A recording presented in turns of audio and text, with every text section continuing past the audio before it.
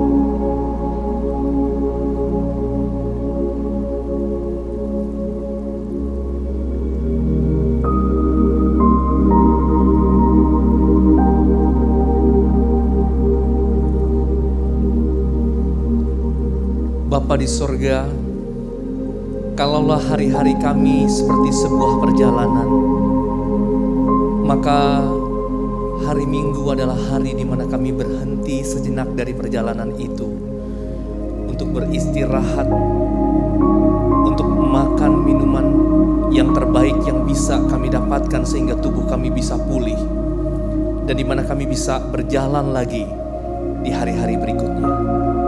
Sebab itu Tuhan, biarlah kiranya hari ini kami mendapatkan kekuatan daripada Tuhan. Kami bisa mengistirahatkan diri kami di hadapan-Mu, mendapatkan ketenangan itu dan mendapatkan kekuatan itu, sehingga di hari lainnya kami memiliki tenaga untuk mengagungkan Engkau Tuhan. memuliakan nama-Mu melalui apa yang kami lakukan. Karena kami sadar di dalam hari-hari lainnya pun Engkau tidak meninggalkan kami. Ya Tuhan, hadirlah, jamalah kami di dalam ibadah ini. Sehingga ketika kami menyembah Tuhan, dimanapun kami berada, kami merasakan kehadiran. Waktu kami menyanyikan puji-pujian ini, biarlah puji-pujian itu kami tahu kami tujukan kepadamu dan bukan sekedar pujian yang kami lantunkan dari bibir kami, Bapa. Dan biarlah sekali lagi firman-Mu hari ini akan menyapa kami, akan menyentuh hati kami. Terpuji nama-Mu Tuhan.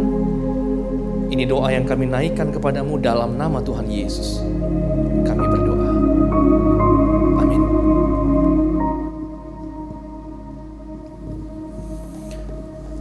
Saudara, dengarkanlah panggilan beribadah untuk kita. Sebab itu, marilah kita oleh Dia senantiasa mempersembahkan korban syukur kepada Allah, yaitu ucapan bibir yang memuliakan nama-Nya. Karena tidak ada pesona yang lebih besar lagi, tidak ada yang lebih memikat hati kita dibandingkan karya dan perbuatannya dalam hidup kita. Oleh karena itu mari kita mau berikan pujian, penyembahan kita pada satu nama yang indah, Yesus. Mari kita katakan, Yesus, Kau sungguh baik. Yesus, Kau sungguh baik. Yesus, nama-Mu indah. Yesus, ku cinta Kau selalu. Ku tinggikan, ku agungkan selamanya. Panggil namanya Yesus. Yesus, Kau sungguh baik. Yesus, nama-Mu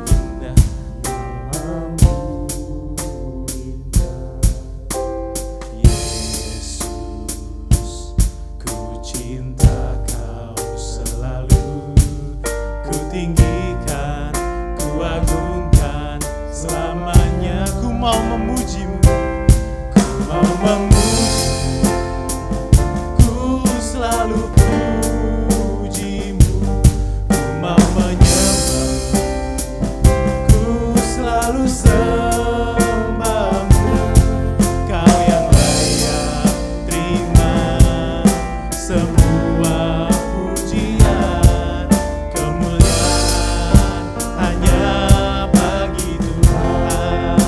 Mari katakan sekali lagi, Yesus, Engkau sungguh baik. Yesus, Kau sungguh baik. Yesus, nama-Mu indah.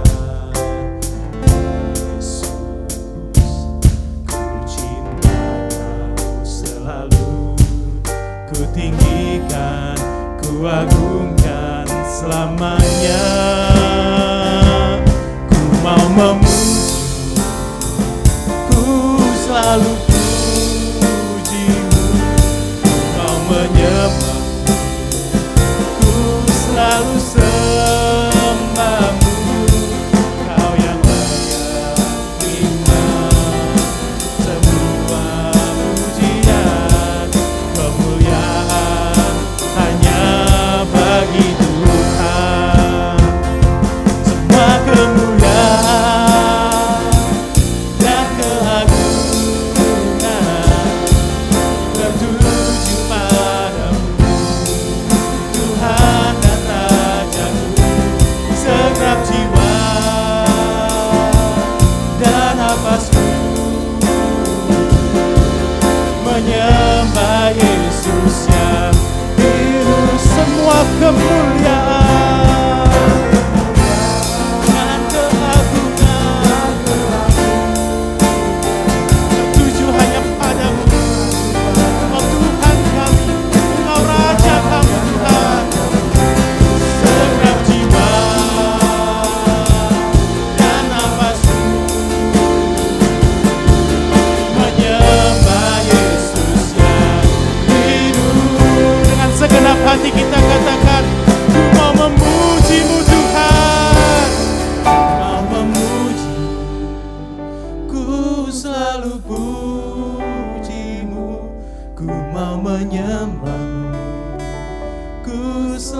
sembahmu, Kau yang layak terima semua pujian, kemuliaan hanya bagi Tuhan. Ku mau memuji-Mu Tuhan, kami selalu muji-Mu, kami selalu menyembah-Mu Tuhan.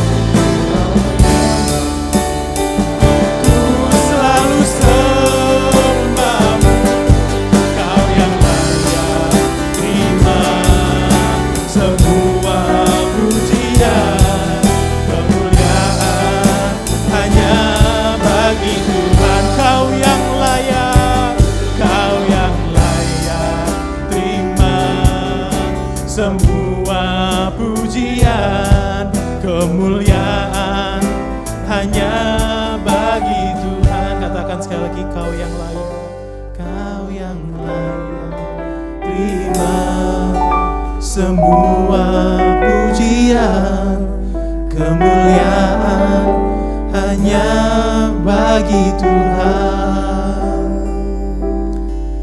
Mari rendahkan diri kita di hadapan Tuhan, bersujud di hadapan-Nya, di hadapan Yesus, Tuhan yang penuh kuasa dan penuh kemuliaan. Menyadari bahwa diri kita hadir saat ini dengan penuh kelemahan. Menyadari bahwa sepanjang minggu ini mungkin kita melakukan dan mengatakan hal-hal yang menyedihkan hatinya. Mari saat ini kita datang ke hadapan-Nya, memohon ampun, mohon belas kasihan daripadanya. Karena firman-Nya berkata, sekalipun dosamu merah seperti kirmisi, akan menjadi putih seperti salju. Sekalipun berwarna merah seperti kain kesumba, akan menjadi putih seperti bulu domba. Mari saja kita mengambil waktu pribadi lepas pribadi ke hadapan Tuhan kita, membawa segala doa pengakuan kita kepadanya di hadapan Allah yang Maha Kasih.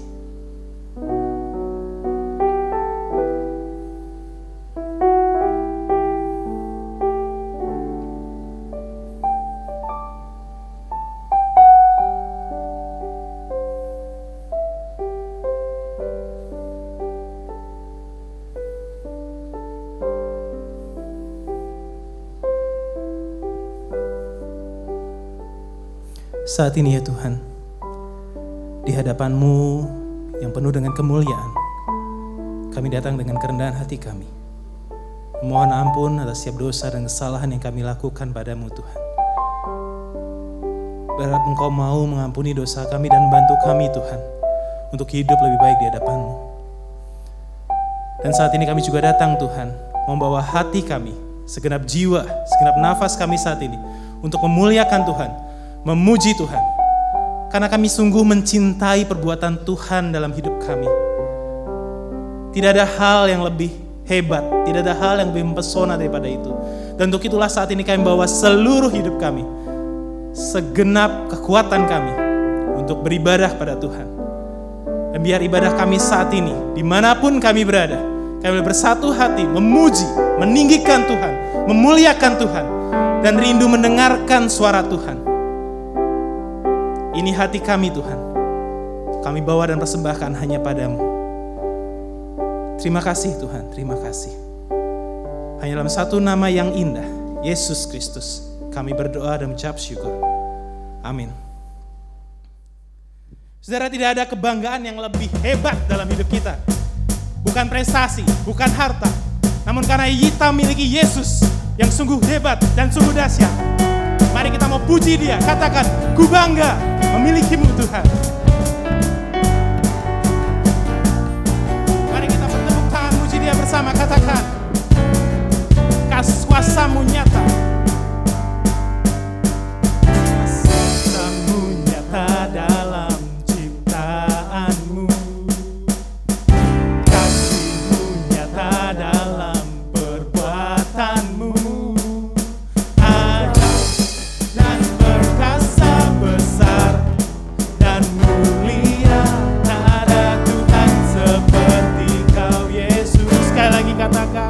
Kuasa-Mu,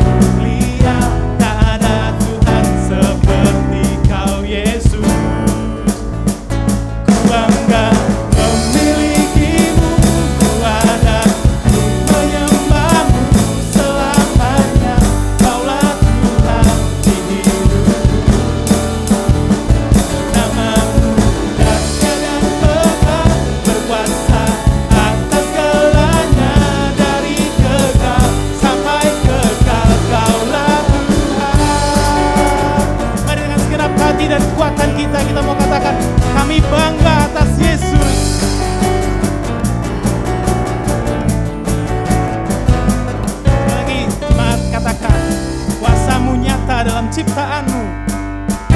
Kuasamu nyata dalam ciptaanmu, kasihmu Tuhan. Kasihmu nyata dalam perbuatanmu, ajaib dan perkasa besar dan mulia.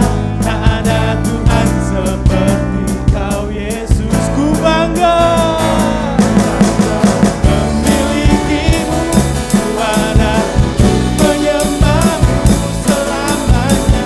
Kaulah Tuhan di hidupku. Namamu dahsyat dan megah, berkuasa atas segalanya. Dari kekal sampai kekal, Kaulah Tuhan. Katakan ku bangga Memilikimu, ku ada untuk menyembahmu selamanya. Kaulah Tuhan di hidupku. Namamu ya Tuhan, namamu Dahsyat dan megah, berkuasa atas segalanya. dari kekal sampai kekal. Kaulah ku bangga memilikimu, ku ada menyembahmu selamanya. Kaulah Tuhan hidupku. Namamu dahsyat dan megah, berkuasa atas segalanya. Dari kekal sampai kekal, Kaulah Tuhan. Katakan dari kekal sampai kekal, Kaulah Tuhan.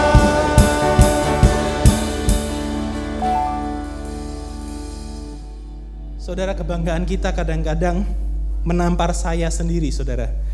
Khususnya menjelang momen Natal di bulan Desember ini.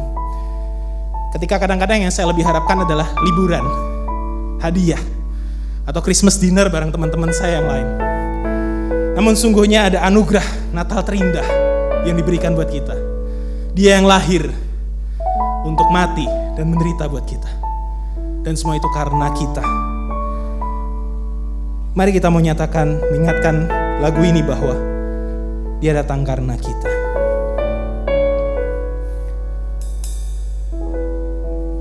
Katakan, waktu kecil kita merindukan Natal, hadiah yang indah dan menawan.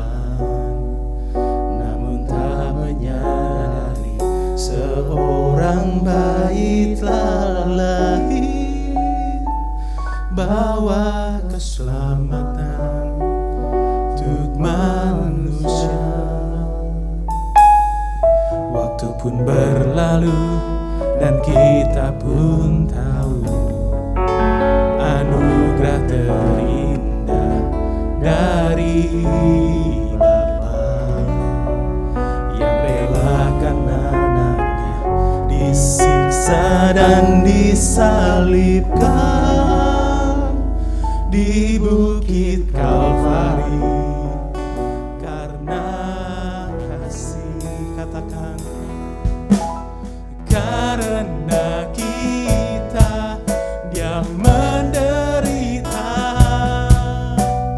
karena kita Dia disalibkan, agar dunia yang hilang diselamatkan.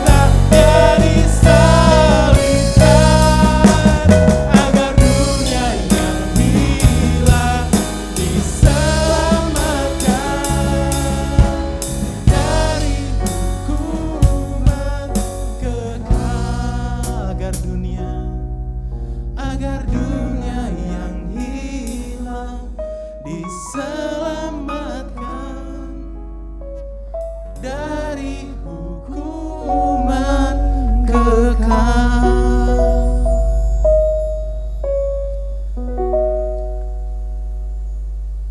Seperti Maria yang duduk di sebelah kaki Yesus, biar saat ini kita miliki kerinduan yang sama untuk mendengarkan suara Tuhan, untuk dekat dengan Tuhan, merasakan hadirat-Nya melalui firman-Nya. Penuhi hatiku dengan hadir-Mu,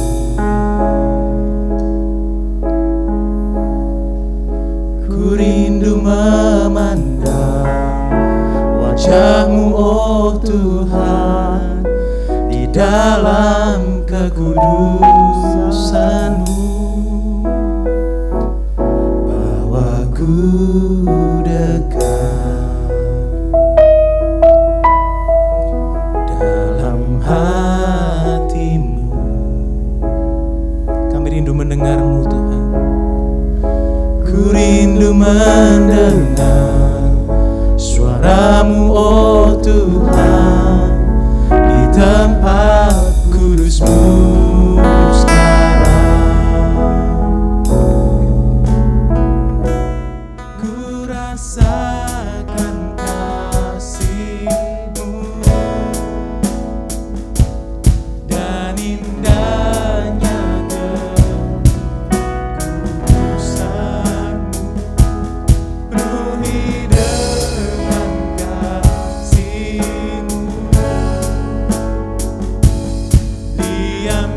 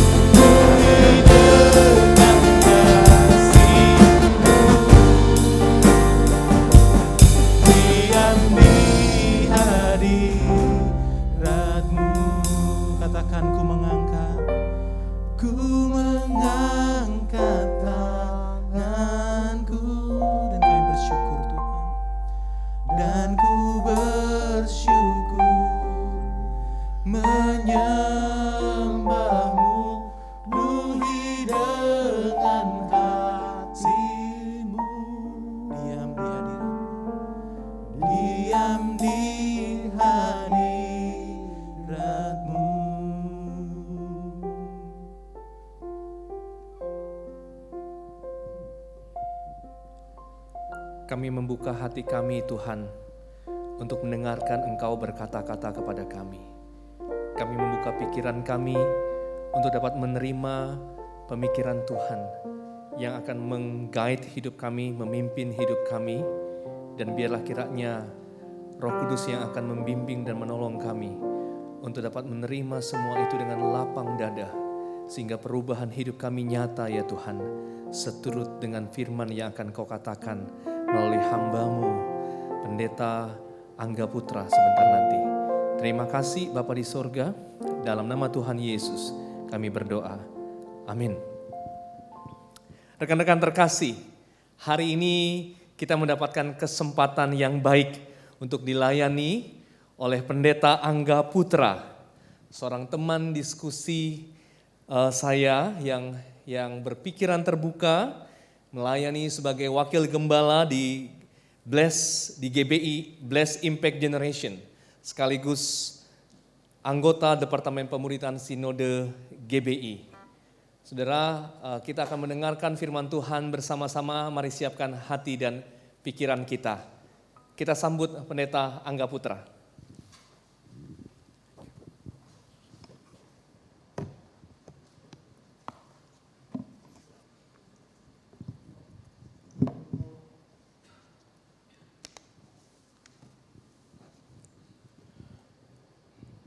Ya, Shalom jemaat yang dikasih oleh Tuhan.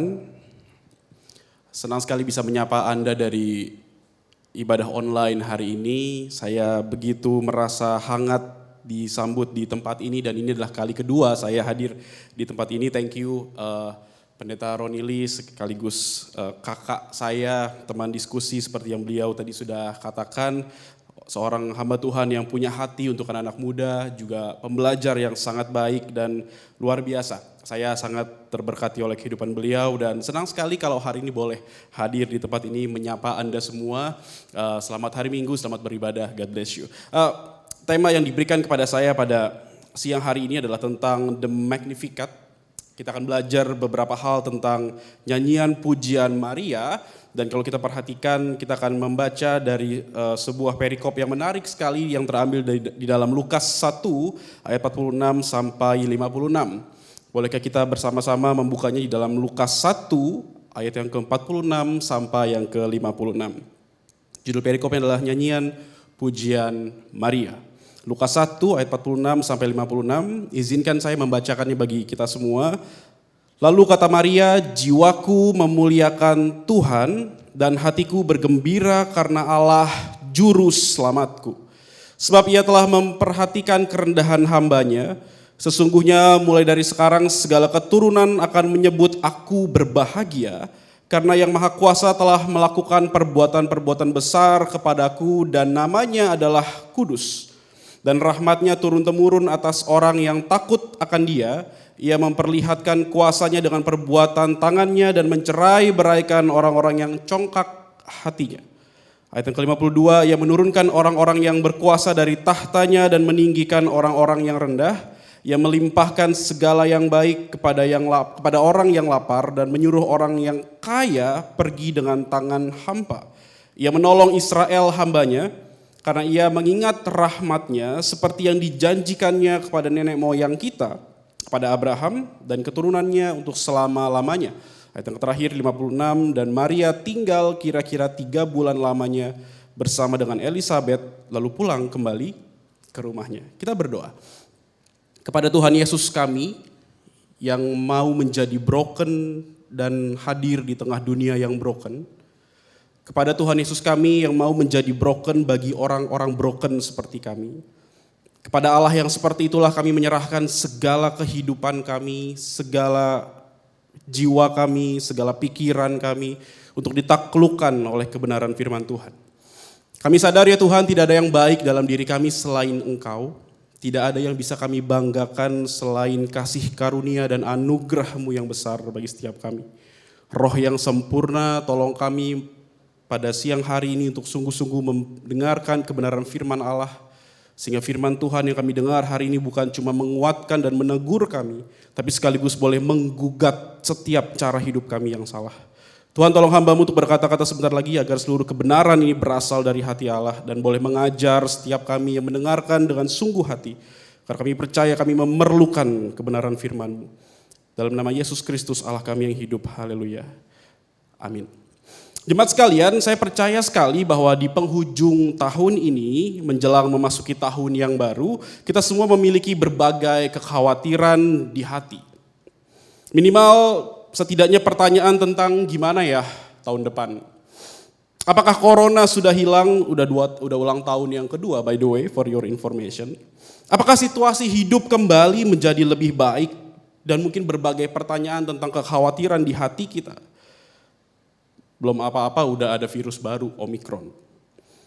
Kita dikepung dengan berbagai kekhawatiran, dengan berbagai pertanyaan di dalam misteri kehidupan ini, dan itulah adalah hal yang real di sekitar kita. Dan menariknya segala kekhawatiran tersebut sejenak dilupakan ketika kita mulai memasuki bulan November, Desember, atau masa menjelang Natal ataupun saat Natal tiba. Sekalipun kita di satu sisi memiliki berbagai kekhawatiran, tapi di sisi lain kita juga tak bisa memungkiri bahwa ada sukacita di hati kita menjelang Natal tiba. Dan faktanya setiap kali Natal tiba, saat Natal tiba gitu ya, terdapat setidaknya yang saya temukan 3 ekspresi sukacita yang populer yang hadir di sekitar kita. Saya nggak tahu apakah Anda merasakan hal yang sama atau tidak, tapi setidaknya 3 ekspresi sukacita populer ini yang sering saya temukan di sekitar saya. Yang pertama adalah ekspresi intuitif. Intuitif adalah orang-orang yang suka banget sama suasana Natal yang menyenangkan. Kalau Anda pergi ke berbagai mall di Jakarta misalnya, Anda akan menemukan dekorasi-dekorasi Natal yang begitu heboh dan begitu luar biasa. Orang suka udah mulai masuk bulan November, Desember, wow suasana Natal yang menyenangkan. Kalau ditanya kenapa kamu suka Natal, karena suasananya menyenangkan. Ada dekorasi dan berbagai hal yang begitu menggembirakan dan membuat hati saya bersuka cita, bahkan lupa kalau kita lagi dalam masa pandemi. Intuitif. Tapi yang kedua juga ada golongan orang yang berekspresi sukacita secara pragmatis.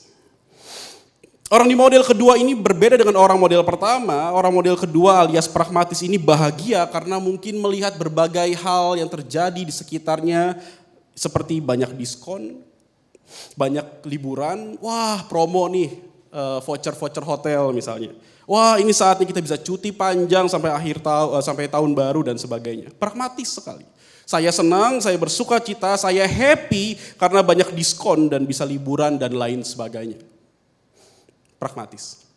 Atau yang ketiga, alasan atau ekspresi sukacita yang sering kali hadir ketika Natal tiba adalah orang-orang yang masuk kategori religius.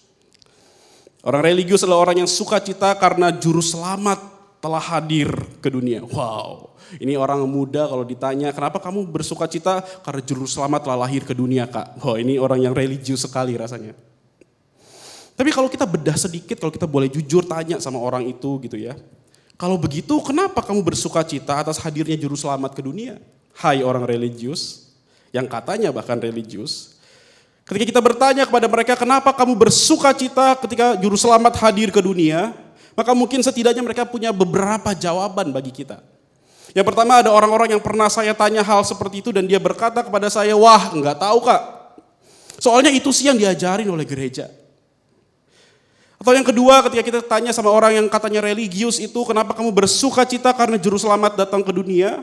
Atau orang ini akan berkata karena Yesus telah menebus dosa manusia agar manusia masuk sorga. Oh, ini jawaban yang dogmatis sekali. Atau yang ketiga kalau kita tanya kenapa kamu bersukacita karena juru selamat lahir ke dunia? Ada orang yang berkata karena kita jadi punya teladan Kak. Untuk berjalan di dalam kehidupan ini. Orang yang sangat etikal. Dan lain sebagainya.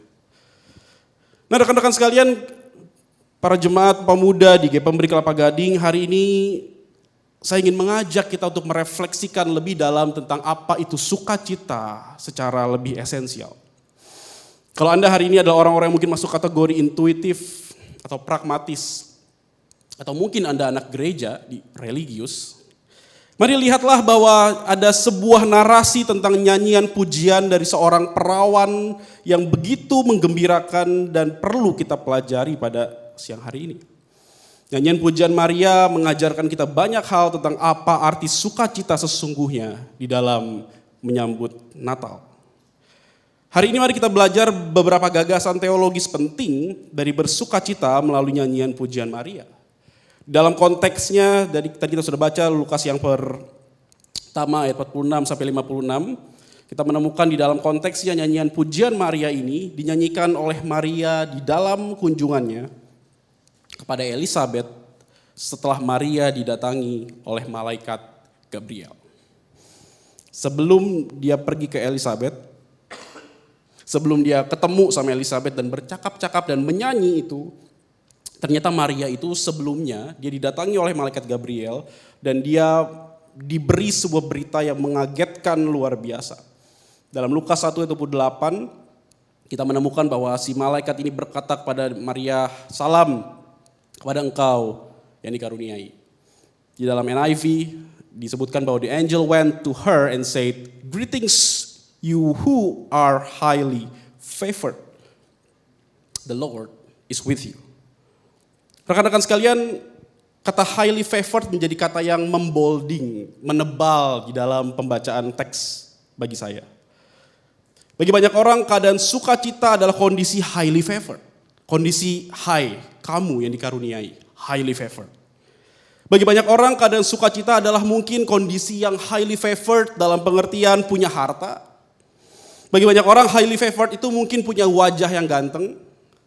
Bagi banyak orang, highly favored adalah mungkin kondisi di mana kamu punya kekuasaan, mungkin kamu seorang direktur atau mungkin manajer di kantormu mungkin. Atau bagi banyak orang lagi, highly favored adalah saat kita punya pasangan hidup. Anda yang jomblo, maksud saya tuna asmara gitu ya. Anda mungkin bergumul tentang beberapa hal di dalam hidup ini terkait pasangan hidup. Ketika Anda sudah ketemu pasangan hidup, Anda mulai merasa, wah inilah hidup yang dikaruniai. Wah inilah sumber sukacita saya. Bagi banyak orang highly favored adalah bicara soal harta, muka, tahta, pria atau wanita. Tapi di dalam kesadaran penuh bagi seorang perawan yang bernama Maria, dia bersukacita sampai menyanyi segitunya kepada Allahnya. Bukan cuma soal harta, tahta, pria. Tapi seorang perawan ini sadar betul ketika seorang malaikat datang kepadanya berkata, "Salam kepada engkau yang dikaruniai." Itu berarti adalah sebuah kehidupan yang ready untuk diporak-poranda oleh Tuhan. Dia ragu, bagaimana mungkin aku bisa hamil? Tapi begitu Gabriel menjelaskan kepadanya apa yang ingin Roh Kudus lakukan kepadanya, di dalam ayat yang ke-38 kita menemukan jawaban yang begitu luar biasa dari seorang perawan ini berkata kepada malaikat, "Sesungguhnya aku ini adalah hamba Tuhan. Jadilah padaku menurut perkataanmu itu." Lalu malaikat itu meninggalkan dia. Jemaat pemuda Pemberi Kelapa Gading yang dikasih oleh Tuhan sekalian, Maria dengan kesadaran penuh berkata bahwa terjadilah kehendak Allah atas hidupnya, itu berarti terjadilah segala resiko di sekitar dia atas hidupnya. Di dalam tradisi Yahudi gak gampang hidup sebagai seorang perawan yang sudah bertunangan tapi hamil. Anda bisa bayangkan di rumah, bagaimana mungkin belum menikah tapi sudah mengandung. Ini bukan cuma resiko soal sosial, status sosial mungkin dikucilkan, dijauhin, diomongin orang, dicibir, digosipin, dikepoin orang. No. Ini lebih berbicara hal resiko yang lebih dalam dari itu, yaitu adalah kematian. Dia mungkin saja bisa dihukum mati, dia bisa saja mungkin menderita hidupnya dan lain sebagainya. Ketika Maria berkata terjadilah kehendak Allah atas hidupnya, itu adalah kesadaran penuh yang berarti Tuhan, saya tahu resikonya. Dan ketika dia tahu resikonya, disitulah baru dia mulai bersukacita dengan nyanyian pujian dia. Wow, can you imagine? Bagi Maria, saat banyak orang berpikir highly favored, hidup yang dikaruniai adalah punya mobil, punya harta, punya tahta, punya wanita atau pria atau apapun lah namanya. Bagi Maria, highly favored adalah hidup yang bersedia untuk diporak-poranda oleh Allah.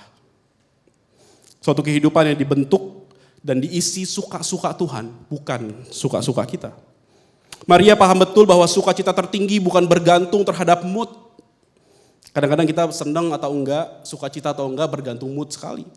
Kemudian, Kalau lagi happy, kalau lagi dapat sesuatu, dapat gajian, moodnya bagus, kita seneng.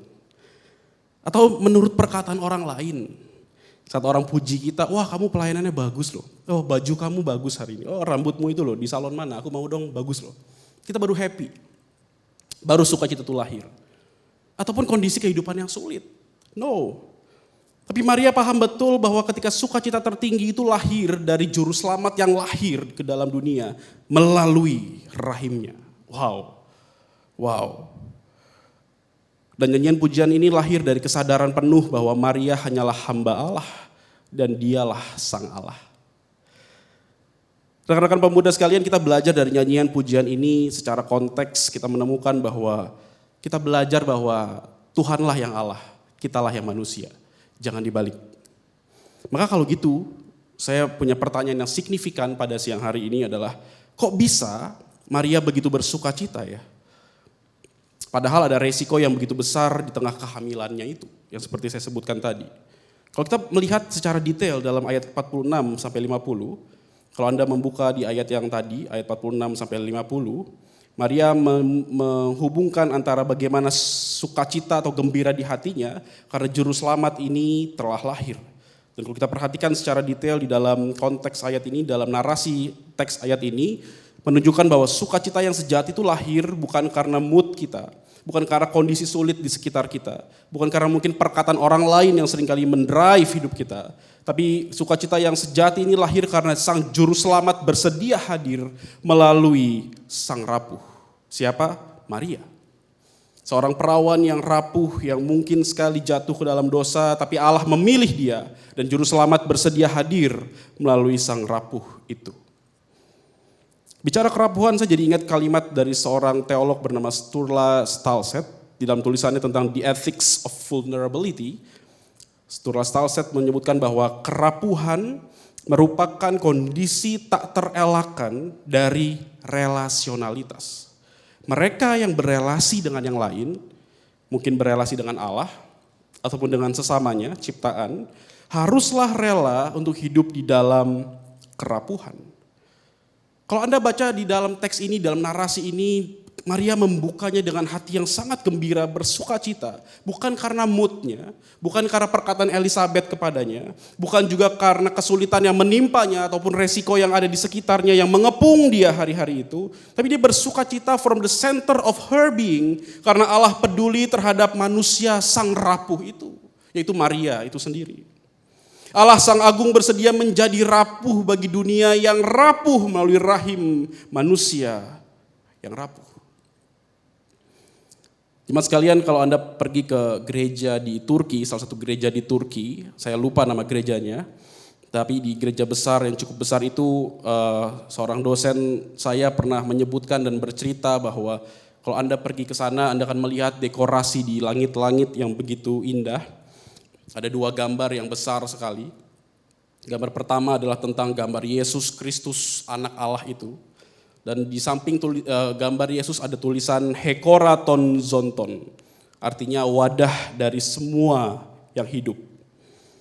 Dan seluruh semesta dipersatukan di dalam hipostasis sang anak, itu kira-kira gambar tentang Yesus. Tapi yang menarik adalah di sebelah kirinya, di sebelah gambar Yesus yang besar itu, ada gambar seorang perempuan yang menggendong bayi laki-laki yang lahir, dan di gambar yang indah dan besar itu ada tulisan Tokorion tu akoritu, yang artinya adalah wadah dari yang tak terwadahi. Dari dua gambar itu kalau Anda lihat gitu ya, saya diceritakan dan saya diberikan fotonya, saya melihat bahwa ketika Yesus adalah wadah dari semua yang hidup, tapi di sisi lain Maria, ibunya, adalah wadah dari Sang Kristus atau sang wadah yang tak terwadahi. Saya nggak tahu apakah Anda tergugah atau enggak, tapi ketika saya mendengar cerita ini dan saya melihat gambar ini, saya berkata kepada diri saya bahwa wow, bagaimana mungkin Allah sang tak terwadahi itu bisa diwadahi di dalam rahim seorang wanita yang begitu rapuh. Jemaat sekalian, nyanyian pujian Maria ini setidaknya memberi kita sebuah penegasan bahwa dia Allah Sang Agung itu, yang tak terkatakan itu menyapa kita dan selalu hadir kepada kita, orang-orang yang rapuh dan memerlukan Tuhan. Sebelum Anda dan saya peduli bahkan berdoa kepada Tuhan di dalam kerapuhan kita, di dalam segala kelemahan kita, lihatlah bahwa Dia lebih dulu mengetahui segala kerapuhan dan segala kelemahan diri kita. Nah, bicara berita Natal, bicara soal sukacita Natal, pertama-tama berbicara soal bukan perihal mood ataupun perihal perkataan orang lain kepada kita, ataupun perihal tentang apa yang bisa kita lakukan atau tidak bisa kita lakukan, tapi sukacita Natal lahir dari pemaknaan yang dalam tentang Sang Agung itu hadir bagi sang rapuh. Maka sebagai manusia yang rapuh, yang seringkali punya pergumulan, saya nggak tahu pergumulan Anda apa hari ini. Saya juga punya pergumulan pribadi. Mungkin Anda yang studi, Anda bergumul tentang studi.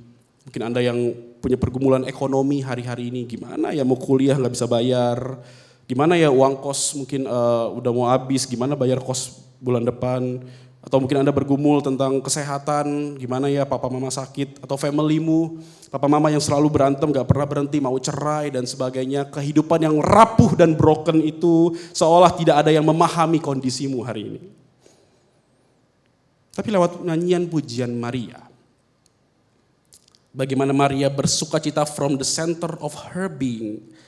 Karena perbuatan Allah yang besar itu mau lahir dan hadir bagi sang rapuh. Setidaknya nyanyian pujian Maria ini mengajarkan kepada kita bahwa bukankah tidak ada yang lebih membahagiakan selain kehadiran Allah di tengah kehidupan manusia yang rapuh. Bukankah tidak ada hal yang lebih membahagiakan dan menggembirakan ketika kita mengetahui Allah Sang Agung itu mau hadir dan peduli terhadap kehidupanmu dan kehidupanku yang rapuh. Ketika Anda berdoa mungkin ke kiri mentok, ke kanan mentok, kemana-mana mentok, Anda cuma punya opsi berdoa ke atas. Lihatlah sebelum engkau berdoa bahkan Allah hadir dan peduli terhadap pergumulanmu. Bagaimana mungkin kita gak bersukacita sama hal seperti ini? Tapi di sini kita punya problem bersama, rekan-rekan sekalian. Problemnya adalah banyak orang berpikir bahwa bukti kasih Allah adalah soal berkat. Kalau gitu Kak, kalau Anda bilang seperti itu, bukankah berarti kita harus jadi orang-orang yang mengetahui bukti kasih Allah dalam hidup kita? Banyak orang berpikir bukti kasih Allah adalah berkat saat Anda mungkin disembuhkan dari sakit atau ditolong Tuhan dan lain sebagainya. Maka pertanyaannya adalah bagaimana dengan orang-orang yang gak diberkati kalau gitu? Bagaimana dengan orang-orang yang gak disembuhkan dari sakitnya kalau begitu? Bagaimana dengan orang-orang yang gak ditolong Tuhan seolah-olah hari itu? Jemaat sekalian, lihatlah bahwa ternyata sukacita di hati kita bukan ditentukan dari bagaimana Allah bisa memberi berkat atau kesembuhan atau pertolongan. Tapi bukti kasih Allah yang pertama-tama adalah Sang Allah anak itu merengkuh daging. Sang Sabda yang merengkuh daging itu mati di kayu salib bagi Anda dan saya. Dan itulah perbuatan yang harusnya membuat kita bersukacita, bukan yang lain. Singkatnya, sukacita sejati lahir dari kesadaran bahwa kita adalah manusia yang rapuh, tapi dicintai oleh Allah. Wow. Maria bersukacita karena kasih Allah, karena kepedulian Allah, karena anugerah Allah yang begitu besar. Selanjutnya kita akan melihat di dalam teks ayat 51 sampai 55. Kalau Anda menemukan ayat 51 sampai 55, kita akan melihat ternyata bagaimana Maria ini sering sekali menyebut perbuatan-perbuatan Tuhan. Dia bawa-bawa Israel, dia bawa-bawa Abraham dan lain sebagainya. Pertanyaan saya adalah ketika membaca teks ini, bagaimana mungkin orang yang nyanyi tapi bisa ingat-ingat peristiwa-peristiwa itu? Ini bukan nyanyi tanpa teks saja, tapi ini bicara soal bagaimana mungkin ini orang bisa nyanyi tapi tanpa lirik. Bayangkan ketika Anda jadi Maria, Anda sedang senang gitu, sedang bersukacita, dari mana berasal ide-ide nyebut Abraham, Israel dan lain sebagainya tersebut? Dari 51 sampai 55 kita menunjukkan kepada kita setidaknya bahwa nyanyian pujian Maria ini bukanlah nyanyian spontanitas tanpa dasar, melainkan Maria bernyanyi berdasarkan narasi-narasi PL, Perjanjian Lama, yang selalu didengarnya sejak kecil. Selayaknya kondisi kehidupan orang-orang Yahudi pada umumnya yang sering menceritakan soal Taurat dan sebagainya kepada anaknya siang dan malam. Maka ketika Maria bersukacita, wajar sekali dia menyebutkan beberapa peristiwa di dalam Perjanjian Lama yang terus terngiang di kepalanya sebagai ungkapan syukur dalam nyanyian sukacitanya tersebut.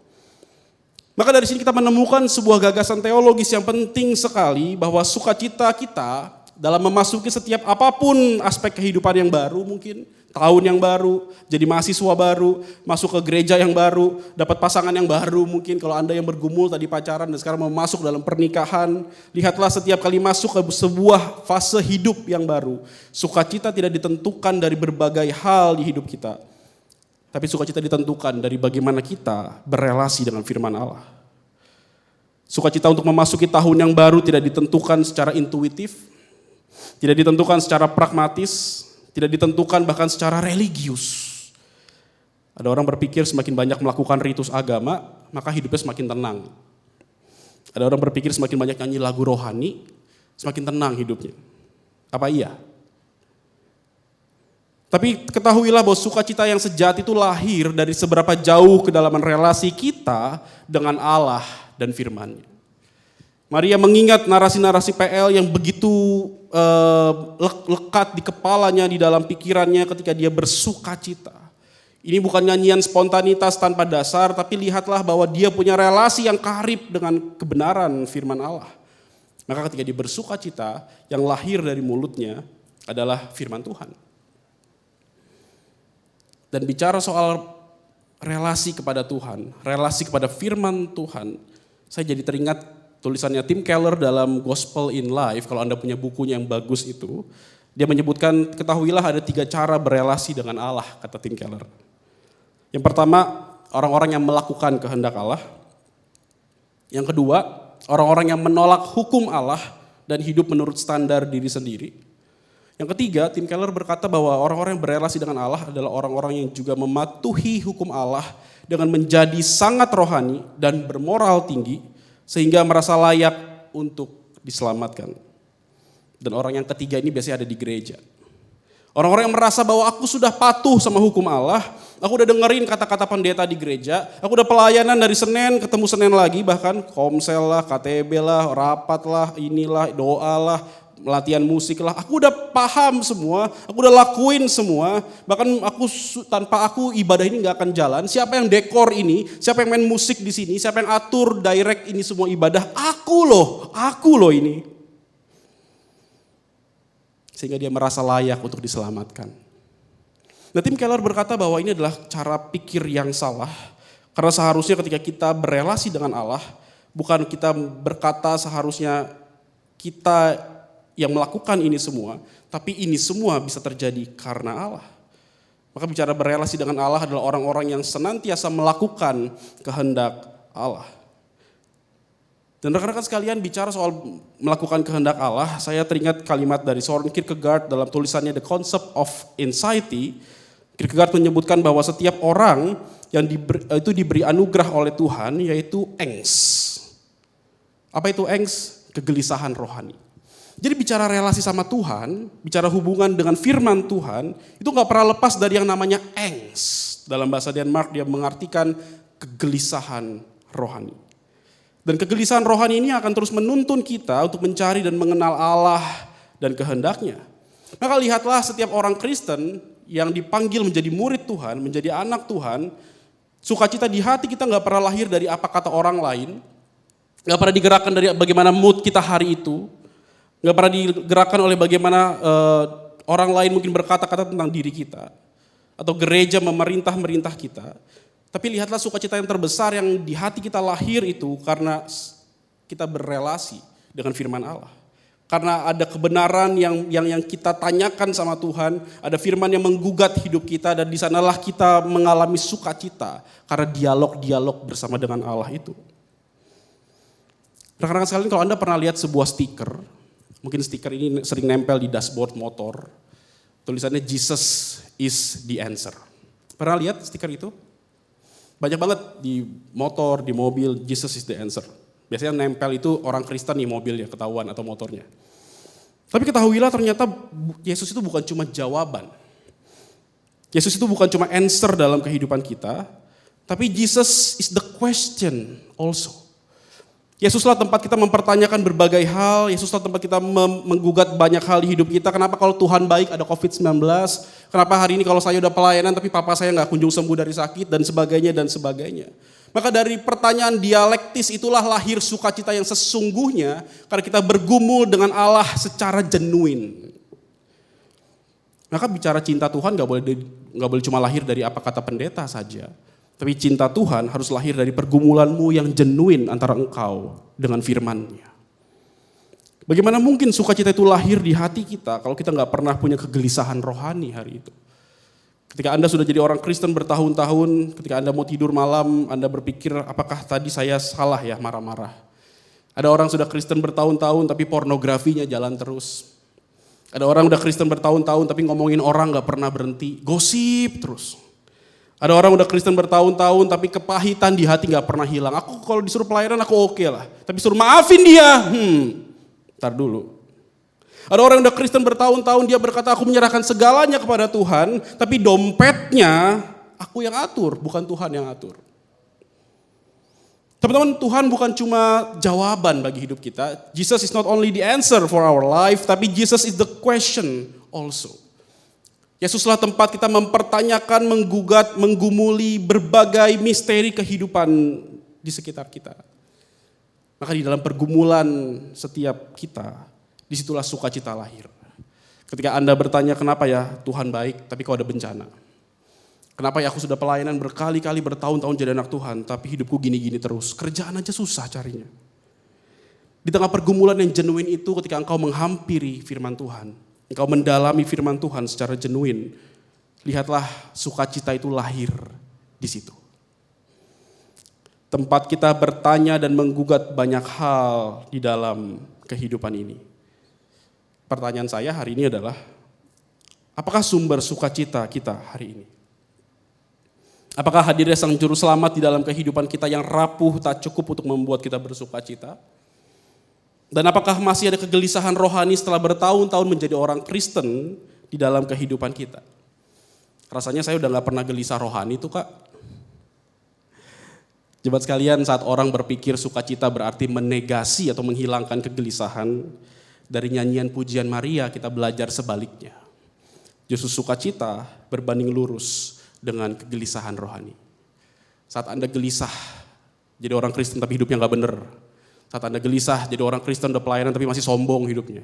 Kok bisa? Bagaimana mungkin aku udah bertahun-tahun pelayanan tapi aku masih jatuh ke lubang yang sama. Pornografiku gak pernah stop. Kesombongan itu loh masih mengakar di hatiku. Why God?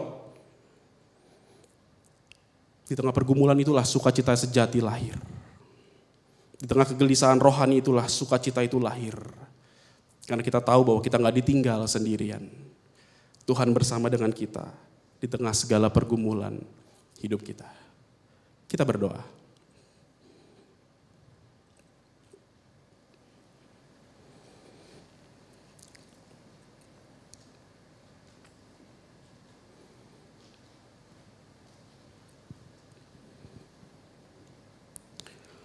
Bapa Maha Kasih dalam Kristus, setiap kali kami mendengar tentang peristiwa Natal atau narasi Natal, kami berpikir bahwa seringkali hidup kami jauh dari Tuhan. Mungkin sukacita yang dialami Maria itu bukan untuk kami. Seringkali bahkan kami berpikir bahwa ya Maria itu kan didatangi malaikat, tapi saya enggak. Ya Maria bisa happy mungkin karena dia merasakan langsung, saya ini loh, enggak. Hidupku susah, banyak pergumulan, papa mama berantem gak pernah berhenti. Ada sakit yang gak kunjung sembuh. Ada beberapa pergumulan yang hari ini udah didoakan bertahun-tahun tapi aku gak bisa lihat jawaban Tuhan. Hidupku rapuh dan penuh dengan pergumulan. Tapi hari ini dengar baik-baik. Firman Tuhan mengajarkan kita bahwa sukacita yang sejati itu lahir bukan karena orang di sekitar kita. Bukan karena pergumulanmu selesai atau enggak. Tapi karena Sang Agung itu mau datang ke dalam dunia untuk menyelamatkan engkau dan aku. Bukankah berita keselamatan itu jauh lebih membahagiakan daripada apapun? Bukankah Sang Agung itu ketika hadir dan mempedulikan sang rapuh menjadi fakta yang cukup bagi kita semua untuk bersuka cita. Gak ada alasan yang lain untuk bersuka cita selain Engkau Tuhan. Siang hari ini ampuni kami. kalau kami sering mencari sukacita di tempat yang lain. Ampuni kami kalau kami sering mencari sukacita di tempat yang salah. Di tempat yang semestinya kami gak datangi tapi kami hampiri. Kami tahu kami salah. Ampuni kami siang hari ini. Hancurkan hati kami lagi siang hari ini ya Tuhan. Buat hati kami siang hari ini hancur berkeping-keping untuk menyadari setiap kesalahan dan pelanggaran kami. Ampuni kami kalau kami gak pernah berelasi sama Tuhan secara genuine, secara sungguh-sungguh, secara asli. Kami pakai topeng. Kami gak pernah punya kegelisahan rohani lagi bahkan. Ketika kami tahu banyak hal yang buruk terjadi dalam hidup ini. Udah Kristen sih, udah pelayanan sih. Tapi kok jatuh lagi ke tempat yang sama itu. Kami gak bisa lepas dari sana. Ampuni kami. Hari ini ajar kami buat bergumul sungguh-sungguh sama Tuhan. Ajar kami bukan cuma mengerti Jesus is the answer. Tapi Jesus is the question also. Yesuslah tempat kami mempertanyakan segala hal di dalam hidup ini. Dan di tengah pertanyaan itu kami ketemu Tuhan. Kami tahu saat kami bertanya, why God? Kami ketemu Tuhan di sana. Dan itulah sukacita terbesar di hati kami. Saat kami menemukan Engkau dalam pergumulan kami. Kami gak tahu tahun depan apa yang terjadi. Corona hilang atau enggak, kami gak tahu. Kerjaan semakin baik atau enggak, kami juga gak tahu. Pelayanan ibadah, kami juga gak tahu apa yang terjadi ke depan. Tapi firman-Mu hari ini cukup mengajarkan kami. Bahwa sukacita terbesar datang karena Sang Juru Selamat itu lahir bagi sang rapuh. Untuk dunia yang rapuh.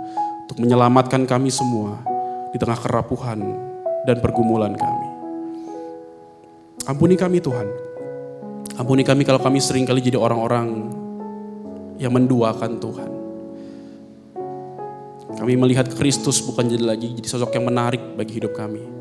Kami berpaling sama yang lain. Ampuni kami. Ampuni kami. Bapak, Kau melihat orang-orang muda-Mu yang sungguh-sungguh menghampiri Engkau siang hari ini. Bagi teman-teman, saya mengundang ketika Anda merasa hidupmu jauh dari Tuhan siang hari ini. Kau meletakkan sukacita di tempat yang salah. Siapapun engkau yang menonton bahkan mendengar firman ini dari multimedia, dari YouTube, ataupun apapun yang kau lihat hari ini dari screenmu, handphonemu atau laptopmu bahkan. Kalau kau tahu kau tergerak Tuhan memanggilmu untuk kembali kepadanya sekali lagi. Untuk memperbaiki relasimu yang rusak sama Allah. Mari letakkan tanganmu di dadamu. And I will pray for you. Dia gak pernah gampar kita.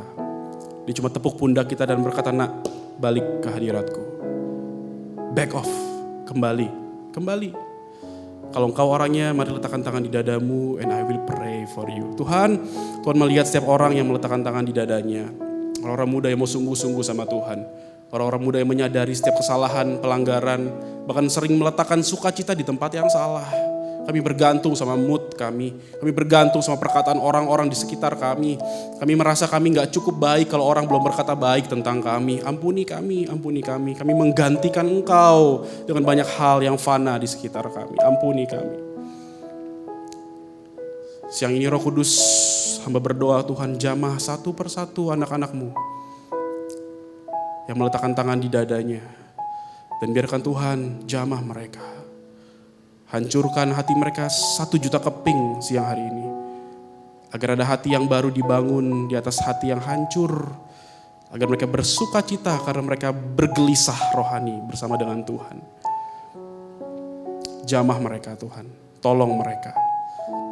Agar mereka boleh jadi anak Tuhan yang sungguh-sungguh mulai hari ini. Tuhan, hamba-Mu sudah selesai berbicara. Hamba menyerahkan segala rangkaian ibadah ini ke dalam tangan Tuhan.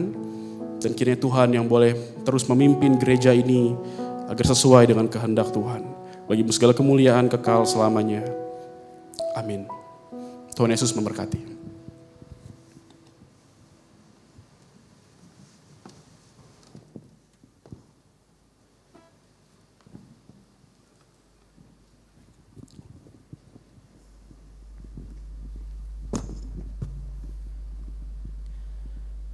Saudara, pertanyaan refleksi bagi kita untuk bisa kita renungkan di dalam keluarga kita maupun dalam kelompok kecil kita setelah mendengarkan firman Tuhan yang baru saja disampaikan. Yang pertama, apakah sumber sukacita kita hari ini? Apakah hadirnya Sang Juru Selamat di dalam kehidupan kita yang rapuh tak cukup untuk membuat kita bersukacita? Dan yang kedua, apakah masih ada kegelisahan rohani setelah kita bertahun-tahun menjadi orang Kristen? Biar kita bisa renungkan pertanyaan tersebut di rumah setelah ibadah ini. Dan saatnya kita akan menyembah Tuhan melalui persembahan kita.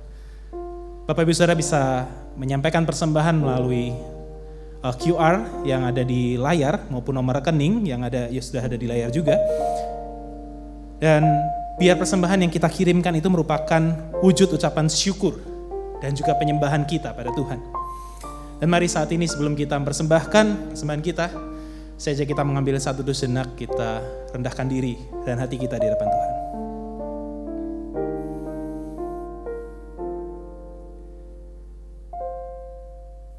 Bapak, terima kasih atas firman-Mu yang begitu indah, mengingatkan kami melalui pembelajaran satu tokoh yang begitu terkenal di malam Natal, yaitu Maria, Ibu Yesus.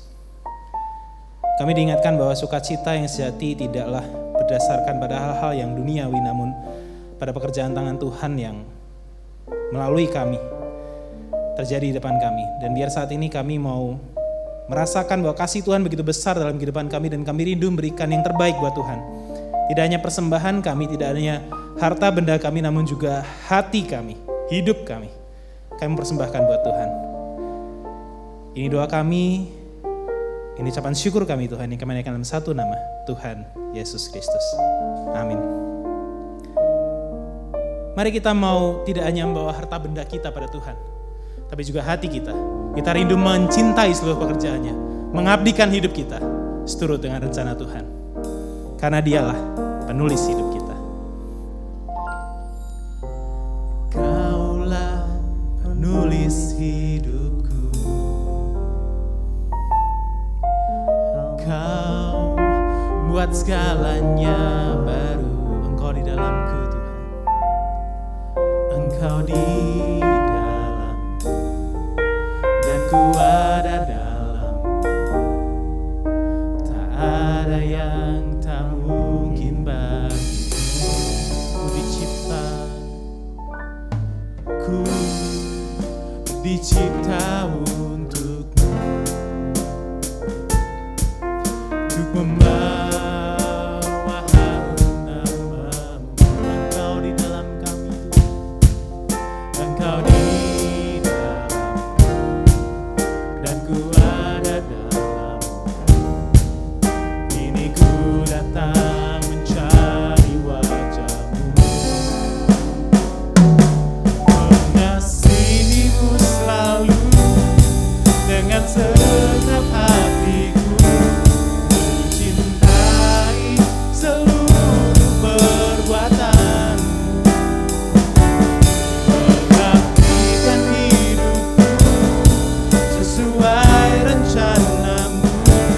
Ku mau menyembah-Mu sampai akhir hayatku.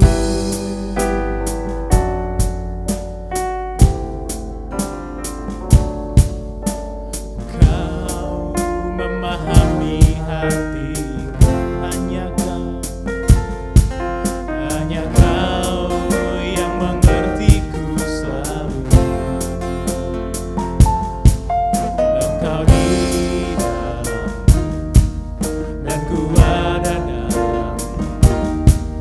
Kini ku datang mencari wajah-Mu,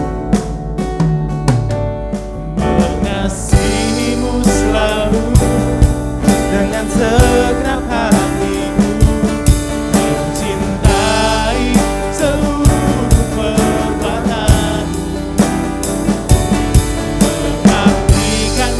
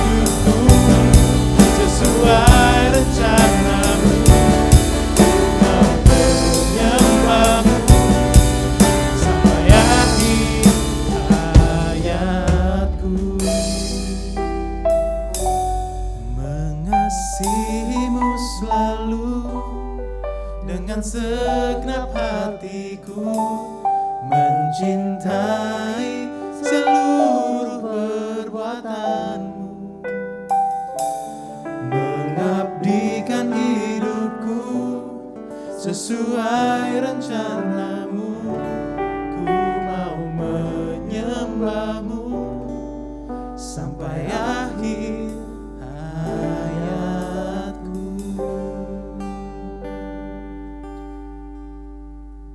Biar segala pujian, segala kemuliaan hanya kita berikan bagi Tuhan selama-lamanya. Bagi Dia. Unto the Lord all the praises I sing, all the glory I give, for as long as I live.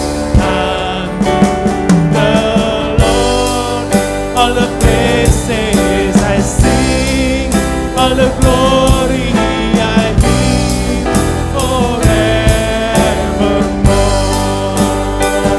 Unto the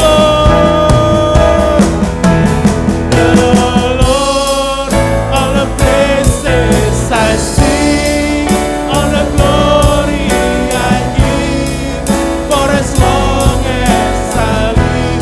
Unto the Lord, all the praises I sing, all the glory I give, forevermore, forevermore,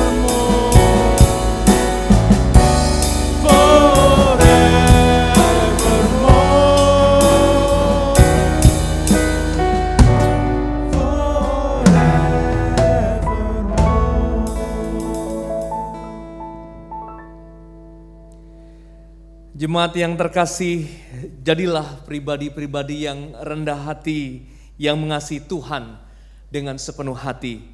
Arahkanlah hatimu kepada Tuhan dan terimalah berkat Tuhan.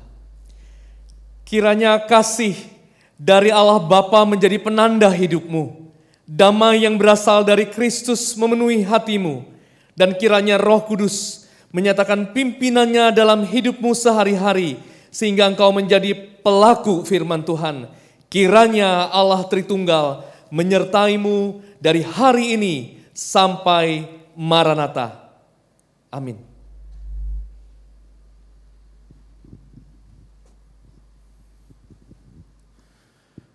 Jemaat yang dikasihi Tuhan, ibadah hari ini di siang hari ini telah berakhir. Selamat hari Minggu, Tuhan Yesus memberkati.